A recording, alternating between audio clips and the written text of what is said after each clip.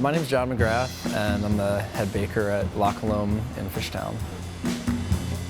I've been thinking about doing some different classes, share some more of what we're doing here with the community. One of the first things I thought about was doing a pizza class. I wanted to be able to teach people something they could replicate at home. You guys ready to make some pizza?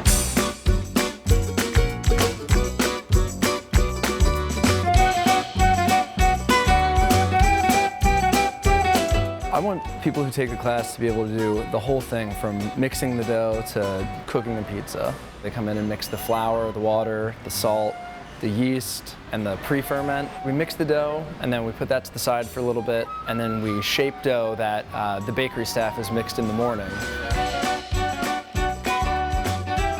The reason I break it up into stages like that is because fermentation is like at the core of making good bread and good pizza as well. For the doughs that we use here, those ferment anywhere from 24 to 36 hours before we make the pizza. It's not realistic to get that entire stretch and process into one with just like one piece of dough. So I'll have the mixed dough that they can take home and shape and then bake. Have them shape dough that they can take home and stretch and bake, and then make a pizza with dough that we've already mixed and shaped. So they get to see every step.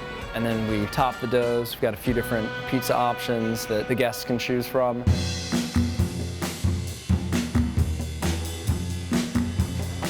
And then I'll go down to the bread oven and bake them.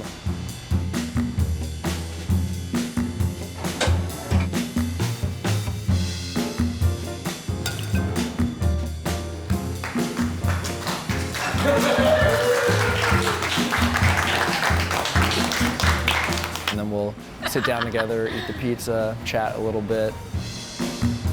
I think for everybody who does it, it's a really nice departure from the norm of like power through dinner, then get back to whatever. I love making food, and it's kind of just spreading the knowledge that we have and giving more people the opportunity to make good food on their own.